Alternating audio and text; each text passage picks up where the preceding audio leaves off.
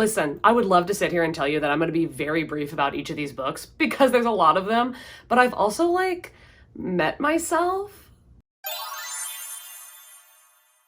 Hey, what's up? Hello, Katie here, and we're here to talk about these 17.25 books that I read in April because I had one hard DNF, but I did do quite a few of like dedicated reading vlogs as well as dipping my toe into weekly reading vlogs in the month of April. So a lot of these books are featured in those videos. There will be links for them up above when I discuss them, as well as a list of those videos linked down below if you want to get like more in-depth thoughts and opinions or even spoilery thoughts about those. They will be linked down below, but there are a couple of these books that not only have I not spoken about in any of my videos, but I also don't even know if I put on Goodreads that I was reading them. So it'll be a surprise. The first 3 books that I read this month were for reading Olivia's favorites from Olivia Reads a Latte, first of which being Where Dreams Descend by Janella Angelis. Not totally sure, sorry if I'm butchering it, but this has Greatest Showman vibes. Like, whoa, this is The Greatest Showman. And I freaking love The Greatest Showman, so I had a lot of fun with the vibes of this book and the whole aesthetic. It also has like YA The Night Circus vibes, to be honest. It's about this club where the master of the club, Jack, who apparently I'm not supposed to find so like hot and dreamy and enigmatic. Tell me why. Tell me why he's so problematic. I don't understand it. I don't get it. I thought he was hot as hell. He had like a Hades vibe. Which, like, obviously Hades is, like, can, I guess, be, like, a little problematic. I don't know. I thought he was hot. And he, like, wanted to keep Kalia, who's, like, the star of his show, he wanted to keep her inside, which I took to mean that something bad was going to happen to her if she left. But I don't know. Maybe he's a hostage maybe he's, like, keeping her hostage. I clearly couldn't catch a vibe if it killed me. We also have DeMarco, who is this broody magician with a tragic past who like can't get over it. And there's this competition going around for magicians to like prove who is the best magician. And Kalia, who is a girl, wants to compete, but girls aren't allowed to compete because women are only allowed to do labor magic. Barf. So she runs away from Jack. And literally from that point on, I was like, where's my OTP? I'm missing it. Where'd it go? She runs away, and DeMarco is one of the judges in the competition. So she joins, and then he's kind of helping her to like not get sabotaged by all the other magicians. And here's the problem. DeMarco's boring. I'm sorry. Like, I'm sorry, Olivia. I'm sorry. I just didn't like DeMarco. He's just brooding, and he's got sad boy vibes, and he's like depressed, and I just didn't care. I know, it's just he wasn't my thing. He's a nice guy. I'm not like he's a nice guy. I'm like he's genuinely a good person. He's great. But I didn't care about the romance. I love Kalia. Kalia says, you can do magic to me any day. You know what I'm saying? Kalia was it. She was so amazing. But DeMarco was boring. And I think that the second book is from his point of view. And don't catch me. You know what I'm saying? Like, I'm not going to go on with the series, but I gave this 3 stars because it was very fun and fast to read.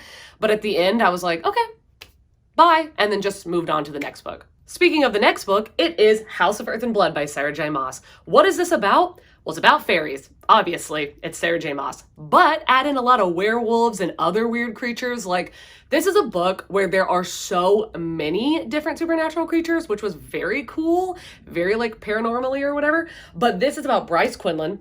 And I don't even want to say what happens, even though it literally tells you in the very beginning of the summary, which I had not read that when I went into this book. I just read it because Olivia said it was good. And on page 62, I was like, what? No. And I was so upset. I didn't know it said it in the summary. Anyway, something horrible happens to Bryce Quinlan. Horrible. And she gets PTSD. And the grief and PTSD that are shown in this book is so phenomenal. And okay, anyway, let me tell you what it's about. Bryce, Hunt, they team up. They're trying to solve a crime. And oh my God, I don't care about the romance. The romance was just whatever. Like, it was pretty bland, and like the chemistry was like not there in my opinion. But like the characters were good. I really liked the relationship between Bryce and her best friend.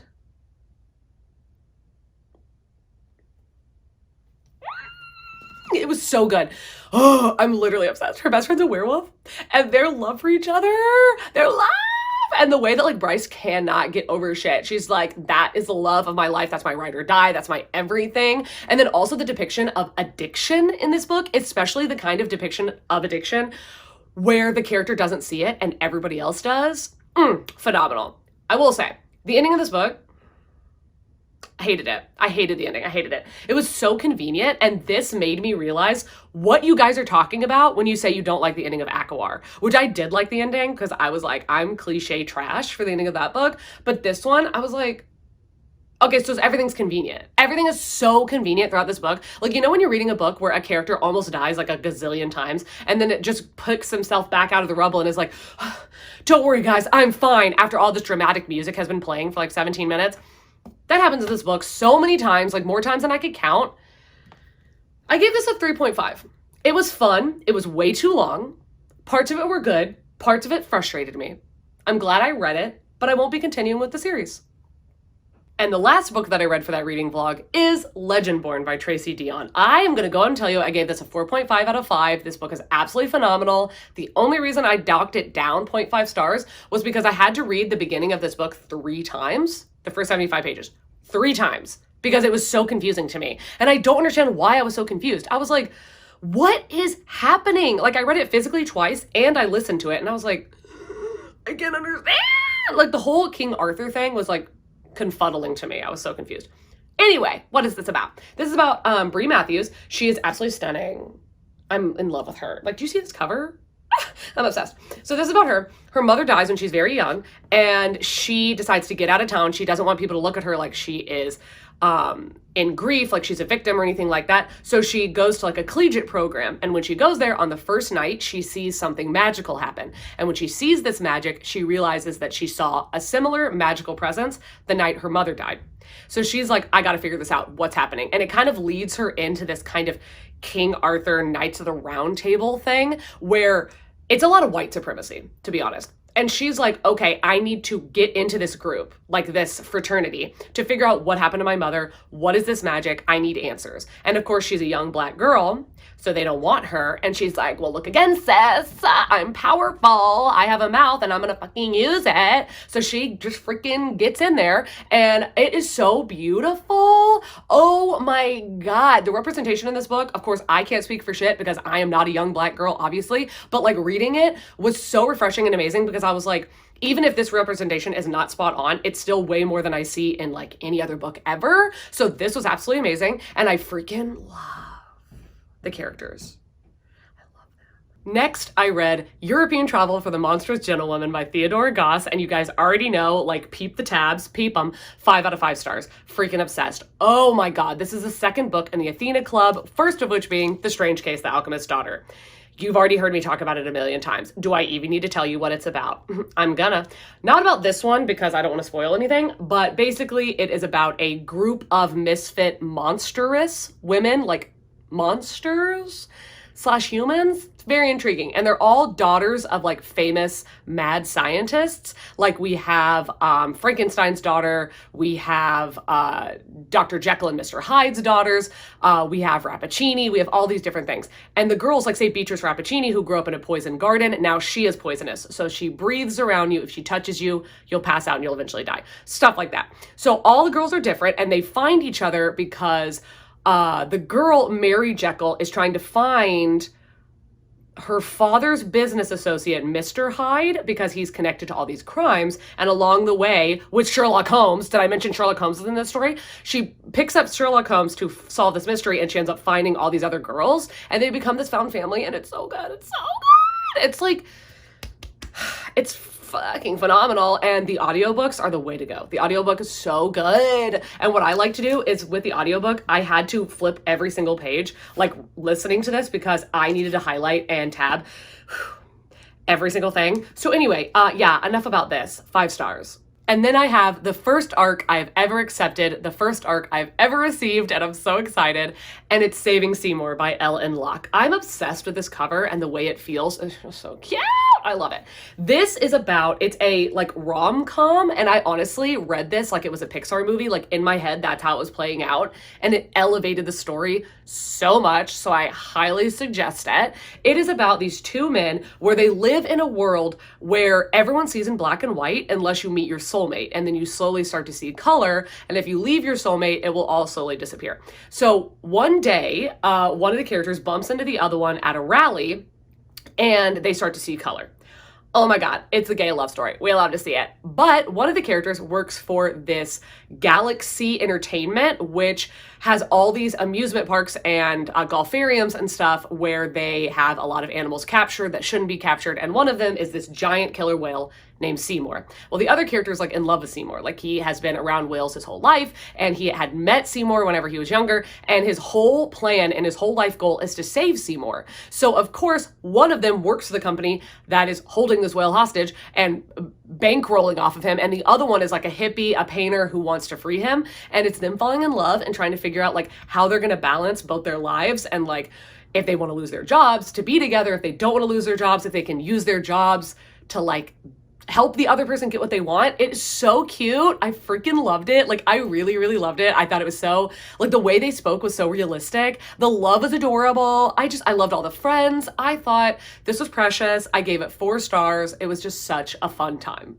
And looky here, I got a couple other things knocked off my April TBR, and it is In an Absent Dream by Shauna McGuire. Now, I was very kindly gifted the audio of this, so that really helped me out. I ended up doing in a vlog, I listened to the audio while I was journaling for my 6 of Crows spread, which turned out really good, and I listened to the entirety of it that way. I almost wish that I had read it physically because I ended up really liking this one because the third book was trash. The third book was so bad. This one I gave 4 stars. I really, really liked it. It's the whole series. This is the 4th in a series, so I'm not gonna like get too into it, but the series in a whole is about these children who, when they're young, they find these magical doors that lead to magical worlds that are perfect for them. But that does not mean that they're all sugar and rainbows. They're not. They're super messed up, but it's where this child feels like things make the most sense, or that they can fit in, or they can learn to fit in, or that they can be accepted. Even if the world is like complete chaos.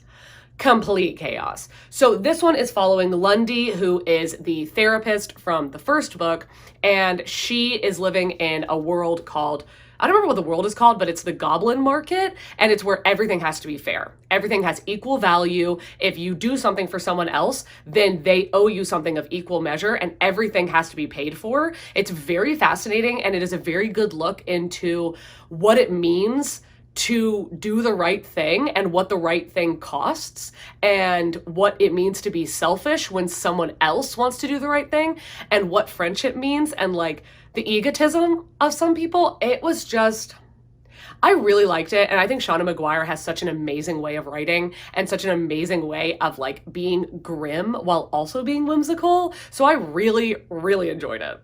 Then I did a reading vlog where I needed to get through a bunch of books before I went on a vacation to see my family in Florida, and one of those books was Fable by Adrienne Young. Oh my God. Okay, this is about a girl whose dad is this like famous merchant pirate of the sea, and one day he just drops her on an island and disappears and is like, good luck fam, and just leaves her in the freaking squalors, in the depths of freaking poverty and despair, with all these other people wanting to slit her throat because she's the daughter of this dude. Well, like, she's not allowed to tell anybody she's the daughter of this dude, but like, she's a young girl on her own, so everybody wants to kill her or rape her or whatever. Got it. Okay. So her mom is also dead. Cool. You know, whose isn't in a YA fantasy? You know what I'm saying? Whose parents are alive in a YA fantasy? Tell me that. Riddle me that. Anyway, this girl decides that she's gonna go find her father to like get answers and like maybe some sort of inheritance or whatever. And she is helped by this guy. I guess there's supposed to be a romance. There's no chemistry. The romance is so young and unnecessary and not good. The characters are so young and immature, but they drink rye, so they're like edgy and cool, but like no. And like the story is so boring. It's so boring. Okay. I'm sorry. I was really gonna be nice about this, but then I watched Meg's video that she posted last night about this book, and I was like, yeah, it's boring. Anyway, I'm giving it a 1.5, and honestly, the half star is not only me being nice, but because the cover is absolutely stunning. Breathtaking, is so beautiful. And it's not that the book is like problematic. It's not problematic at all. It just is pointless. And then I read The Bear and the Nightingale by Catherine Arden. This is a fairy tale retelling of a Russian fairy tale. Now, this was very, very difficult for me to follow because not only is it heavily shrouded in Russian culture. It takes place in Russia. All the characters are Russian. The names are Russian. They speak Russian a lot. So it was very hard for me to understand. And I'm like, now that I'm reading so much, like in the last couple of years, I'm like, am I dumb? Am I dumb? Because I swear to God, I was reading this and I was like, what is happening? Oh my God. Like, oh my God, I'm so confused. Like, I'm culturally stupid, I think is what's happening right now, which, you know, that's my ignorance. That's my bad, bro. But it took me a very long time to get through this. And I think that the book is phenomenal. Like, it is phenomenal. It just wasn't really for me because it was beautiful, but it was a little boring. And I kind of want to continue with the series because I own the other two books, but I'm not sure. Wow, I'm reviewing it. What's the book about? Hey, it's about this girl, Vasilisa, okay? And she lives with her family and they're all like superstitious and they live in like the depths of the forest, like literally in like a freaking ice bank in the forest of the snow. And they like pray to or sacrifice to this like winter demon god so that he won't plague the city and their family or whatever. But then her mom dies and the dad gets a new wife from the city and she's a city gal. And she's like, not on my watch, bitch. Like, no. We won't have any backwoods trash in this house. So she tells them all that they can't do any of these sacrifices anymore. And then of course, what happens? The demon is like, knock, knock. You asked for me? And then he comes in and he freaking plagues the whole town, plagues the family, bitches are dying left and right, crops are dying, and Vasilisa has to go on this whole adventure to stop him. Yeah, it's good. It just was like a little slow and boring for me. It's very atmospheric. I'm telling you to read it, but if you don't like it, I understand because I wasn't like, or if you're not amazed by it, I think that you'll like it because it's a beautiful story, but I was just like, okay, and then put it down and didn't think about it again. I also have a reading vlog for when we went to Florida, and along that road trip, Grace and I buddy read Scythe by Neil Shusterman. I would highly suggest watching that video if you really want to get to know my thoughts about this, but oh my God, I absolutely hated it. I gave it 2 stars, but this book is, what are y'all talking about? Everybody was fighting me. Like, do you have any idea how many comments on like Goodreads and Instagram and YouTube I was getting about this book when I said I gave it 2 stars? I don't understand. What are y'all talking about? Like, what are you talking about? The characters are so YA. They're so YA. They're so immature. They're so like, I'm not like other girls. I'm a bad bitch. Like, I'm like, fuck the patriarchy. And I'm like, no, Citra, can you literally shut up? Sit down. And then Rowan, the boy, is like such a nice guy. He's like, oh, I'm such a nice guy. I bet you don't even like me. Like, I bet you think I'm ugly. And I was like, Rowan. And Rowan's friend, Tiger, his name's Tiger, Tyger. Do you think I'm shitting you? No, it only gets worse. His friend Tiger is obsessed with like killing himself because he can't die. And it's just gross. And he calls it splatting. It's freaking disgusting. Anyway, LOL, what's this book about? It is about, the book concept is fantastic. That's something I need to say. It's set in the future, like a long time in the future, like 1,000 years in the future, where science has progressed to a point where people no longer die. And you have these nanobites in your body that if you die, they heal you, like you regenerate whatever's going on super, super quickly. But these nanobites also are like electronic or have things in them that you are basically part of this big cloud system called the Thunderhead. And it can teach you, it is like inside you, like your subconscious. And they have, like the Thunderhead has scythes who are people who are chosen to become scythes and live forever. And they are there to cull the population if overpopulation occurs.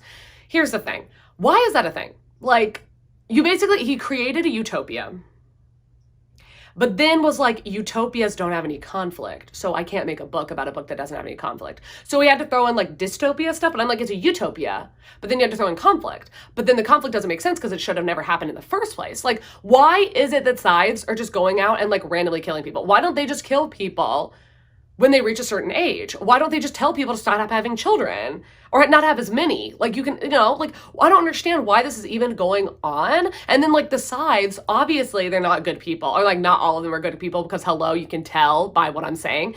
Some of the scythes kill indiscriminately. Some of them kill discriminately. Like some of them kill like based on like just all these different things. And I'm like, how is that allowed to happen? In this world where you can jump off the Eiffel Tower, freaking hit the ground, and then in like 3 days be back to normal, you can't keep scythes in control?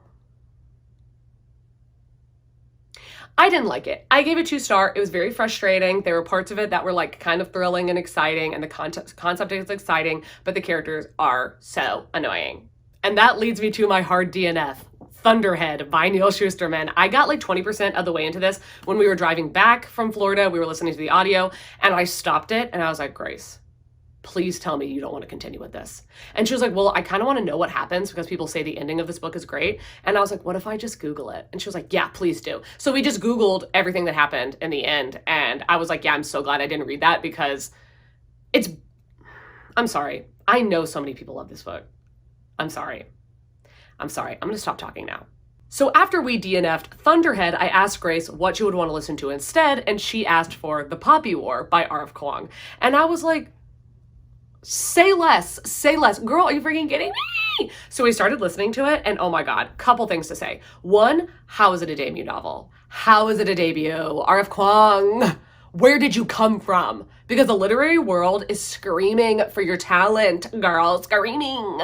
And also, the other thing I need to say, don't listen to this audiobook. The audiobook's bad. The audiobook is not good, and it deteriorated my experience of the first 2 books. I haven't started the third yet, but I read the first 2 this month, and it deteriorated my experience so much, and it really, really frustrated me. I don't own the physical books, and I didn't want to wait, so I ended up just listening to them, and the narrator is so frustrating. The narrator's voice for Rin can get so incredibly whiny and annoying and dramatic. And I was like listening to the words thinking, if I was reading this on the page, I would never have read it like that. I would never have her just crying at the drop of a hat all the time and just like wailing all the time. And it's just so freaking frustrating. I'm like, that's not what the words are saying. So why are you doing that? And then don't even get me started on her voice for Venka.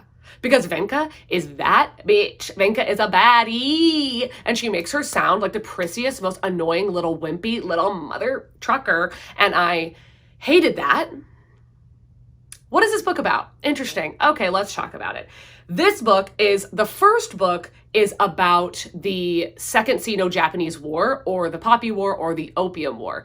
And then this is all taken place in ancient China. But then the second and third book are about the Chinese Civil War, and it is completely heavily shrouded and depicting actual historical events and cultural events, and like, oh my God, all of the Chinese cultural shit that was happening was so freaking beautiful. The first book is about this girl named Rin who tests, and she takes the Keju, which is this empire-wide test to see if it's like a college exam to see what you're going to get into. But the Synagard is the only school that you don't have to pay to go to. You get a full ride scholarship. So she doesn't have any money, and she's trying to escape getting married off to a man she wants nothing to do with. So she studies like insanely hard and gets in, and everybody's shocked because she's this like darker skinned girl from poverty, and everyone else is like beautiful, clear skin, pale, dark hair, and she's like doesn't belong, and they're all trying to like bring her down. And she's studying at this school, and then realizes that there's this thing called like shamanism, which is like talking to gods, and realizes that maybe she has a little bit more to do with that than she had originally thought. And then, of course, a war breaks out. And that's more like in the last fourth of the first book is the war. And then the second book, which is The Dragon Republic by R.F. Kuang. Oh, by the way, I gave The Poppy War 4 stars. I gave The Dragon Republic 4.5 stars because I was going to give The Poppy War 3.5 stars and then this one 4 stars. But like, they're so good. Like, they're so relevant and beautiful that I was like, I can't do that. I cannot give them less than 4 stars. But I like The Dragon Republic way more than the Poppy War, if that's even possible. So that one's gonna get 4.5. I'm only giving it 4.5 because I honestly think if I'd physically read it, maybe I would have given it a 5. But it was long, and there was a lot of things that happened in the book that really made me mad, even though they're realistic, because Rin is not like a great person all the time, and she doesn't really make great decisions, but you're like, oh my God, stop. And then also, I swear to God, these men in this book are disgusting. But the freaking, oh my God, all the stuff that they're talking about, like America. I'm not going to get into it, okay? Even though I don't even know if it's a spoiler, but I'm not going to get into it, but America.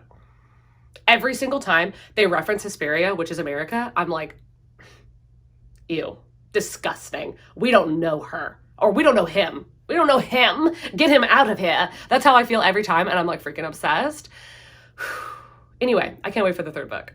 And then I picked up Every Value Break by Peter Swanson because it is the choice for the book troupe, which is led by Gabby from Gabby Reads, who is one of my very good friends, and I absolutely love her. And I love when she does these live show events for her book club, which I don't know when it's going to be happening, but it's with Noelle Gallagher, and I'm so excited because I freaking love Noelle Gallagher. So I can't wait to hear about that. I was also excited to read this book for two reasons, because it was gifted to me in audio, which was so incredibly sweet. I'm so appreciative.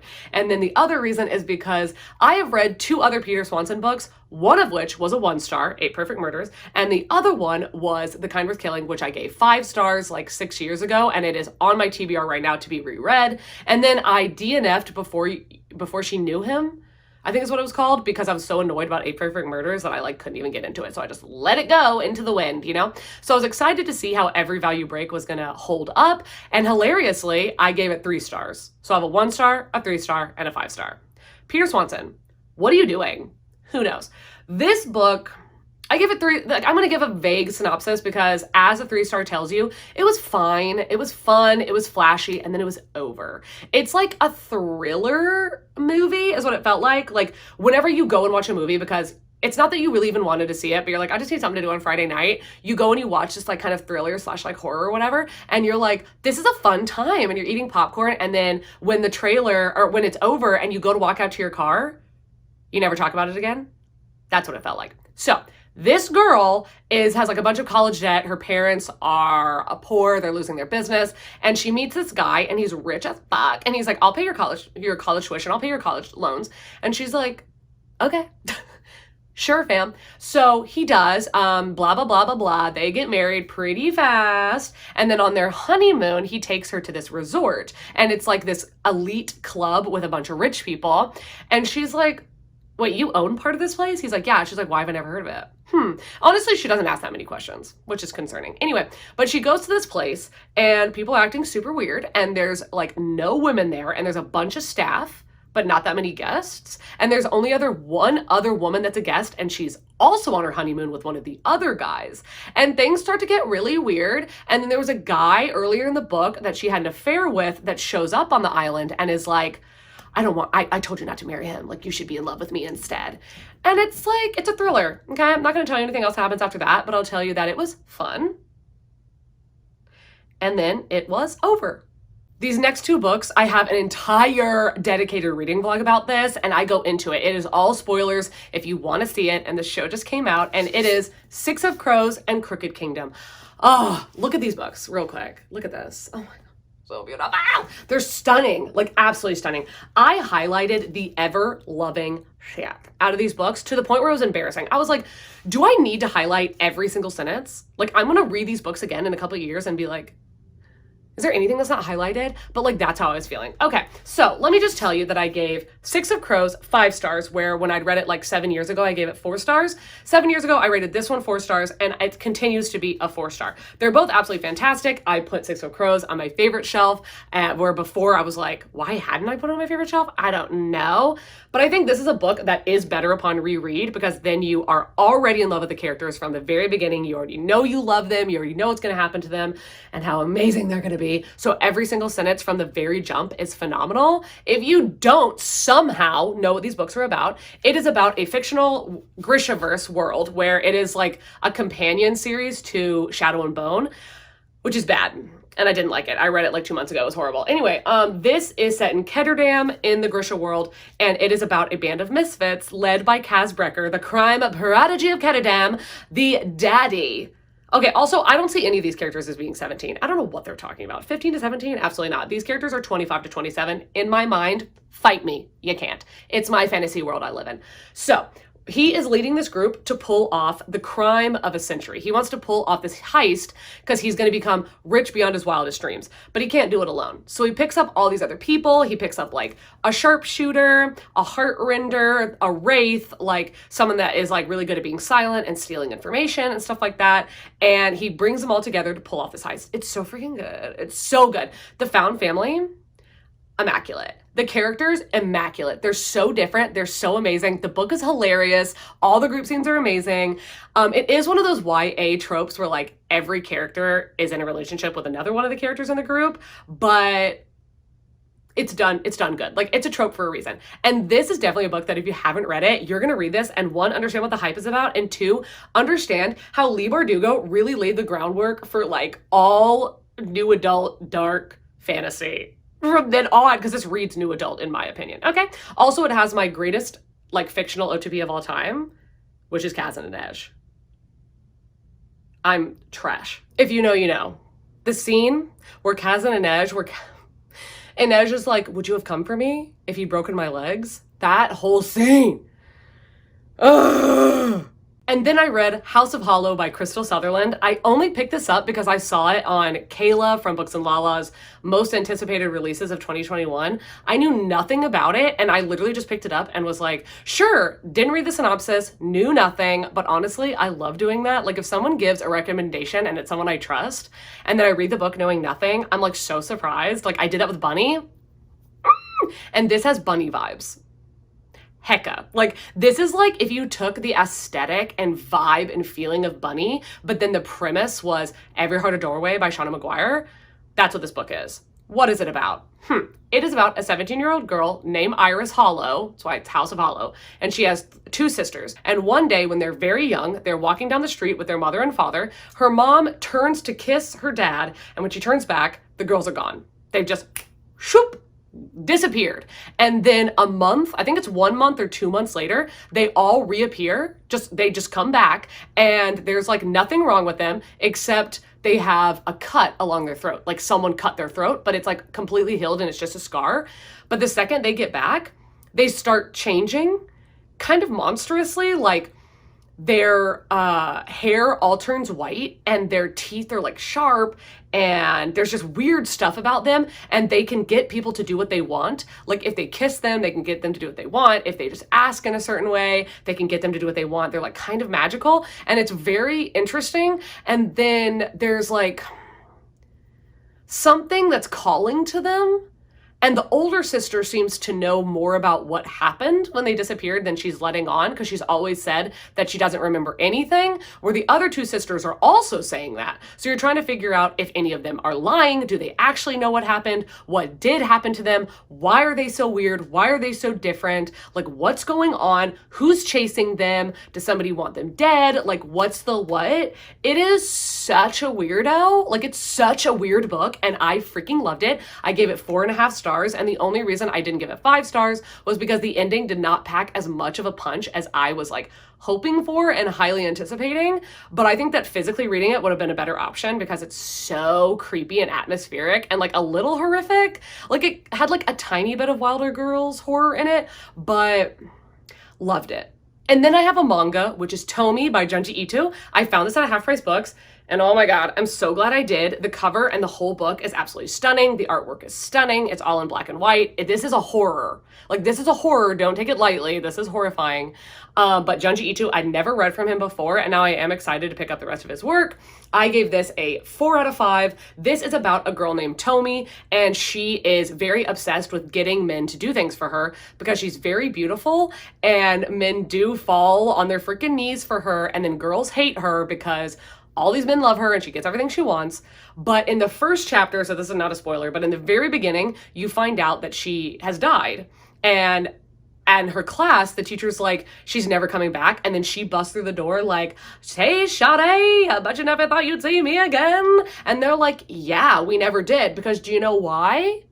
Because Tomi has a boyfriend in the class who's like the hottest guy in the school, but then she's also sleeping with a teacher who's married. And when the boy finds out that she's sleeping with the teacher, he tries to like fight him and tries to like fight her and is calling her like a whore and all that stuff. And then he pushes her off a cliff during like a school field trip, but the teacher is like, no, you're not going to jail for this. And all the other girls are like, no, you're not going to jail for this. She was like, they're only a bitch. So they decide to cut her body up, and they give a piece to each of them and are like, go hide it somewhere. But the thing is, because they do that, Tomi starts regrowing out of the pieces of her that have been put everywhere. And she shows back up to class like, did you miss me?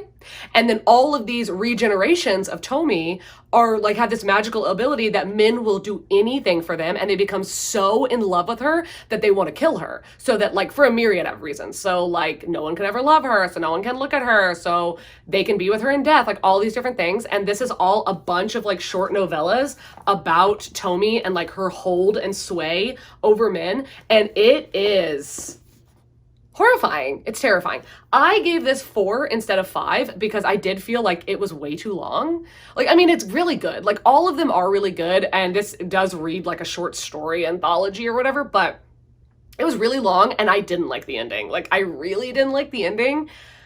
I don't know. I think it was just because I had high anticipation of like what the ending was going to be, and I didn't like it, but it is a good ending for what it is. It just wasn't specifically what I wanted. So I ended up giving this a 4. And the last book I read is Fangs by Sarah Anderson. I was so kindly sent this from Becca, who has sent me so many amazing books, and she's so sweet. This is such a short book, and oh my God, it's so... I love this book. I love this. When Chloe from like Books with Chloe read this and said she gave it 5 stars, I was like, this book looks so short. Like, how could it even be 5 stars? Oh my God, it's 5 stars. I freaking loved it. I almost put it on my favorite shelf, and then I stopped myself. I was like, Katie, no, think about it. Like, do you need to put this on your favorite shelf? I don't know. This is absolutely 5 stars. It's only 100 pages, and it really reads like it's 20 pages. It took me 9 minutes to read it, and that was with me actually soaking in every single page. But the thing is, the book is all told in just very, very minimal black and white drawings, and a lot of the pages don't even have like full... like, they don't even have words on them. Like, say this page, it tells a whole story, but it's just a picture. Like, this is just a picture. There's no words on it or anything. And it's so freaking stunning. It is about Elsie and Jimmy. And Elsie is a vampire and Jimmy is a werewolf. And both of them have felt like no one has really ever understood them or been able to understand them or even like tried to understand them and how weird and creepy and freaky they are. And when they find each other, their love story. Oh my God, it's so good. This is like a Sweeney Todd vibe, but make it a new adult rom-com, and I'm obsessed. Wow, do you remember the beginning of the video when I had the false hope that perhaps I was going to be brief and that this video wasn't going to be a million years long? Hilarious. Stay wishing, stay curious. You know what I'm saying? Those are all the 17.25 books that I read in April. If you want to leave me any comments about books that you want to see in my May TBR, let me know, and hopefully I will be filming that in the next day or 2. If there was anything that you thought about these books, if you agree, if you disagree, let me know. I'm sorry if you do disagree. If I didn't like one of the books, I do not mean to offend anyone. If you want to follow me on Goodreads or Instagram, they are going to be linked down below. You could subscribe to this channel if you want. I do post twice, most of the time, a week, sometimes 3 times a week, so you don't want to miss out on any of that content. And I hope that you're having an amazing day, evening, night, morning, dusk, whatever you're having, and I'll see you in a video coming very soon. Bye.